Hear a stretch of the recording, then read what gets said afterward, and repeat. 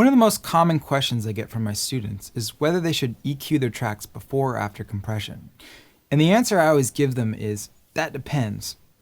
I like to consider an addition-subtraction approach when deciding whether or not I want to EQ or compress first. What I'm going to get rid of and what do I want to play up or add. In the case of subtraction, I think about what part of the signal's frequency response I do not like, or what I'm going to want to remove before it hits the mix bus. I generally like to get rid of any frequency material I don't want before I hit my compressors or limiters. That way the compressor's threshold won't be triggered by material I'm going to get rid of anyway.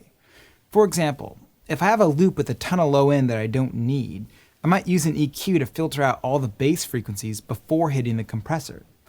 Since those bass frequencies will likely make up most of that signal's amplitude, they would likely influence the compressor's threshold in an undesirable way.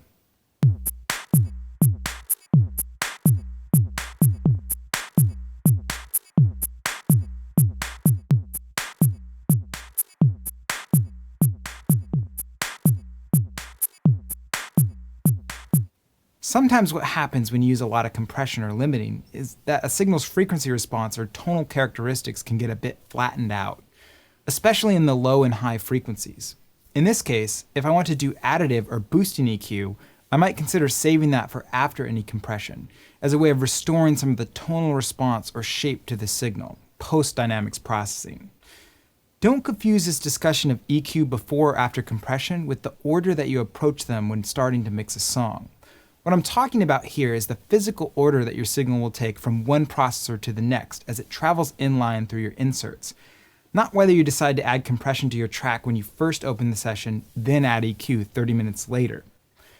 While I generally reach for whatever processor that will take me in the right direction, sometimes I find it helpful to apply compression before I start adjusting the EQ curve, as it helps firm the track's dynamics up in the mix, giving me a better sense of what kind of EQ it's going to need to sit with the rest of the tracks.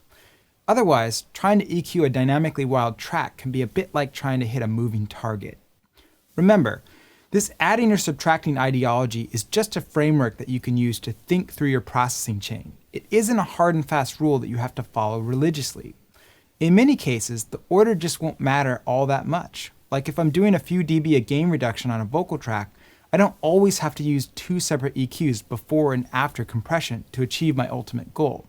With DAWs and plugins, it's so easy to play with the signal chain that it's almost a no-brainer to try out different approaches, just to hear what they might sound like. So experiment, listen, and think about how the compressor might react to different frequency material.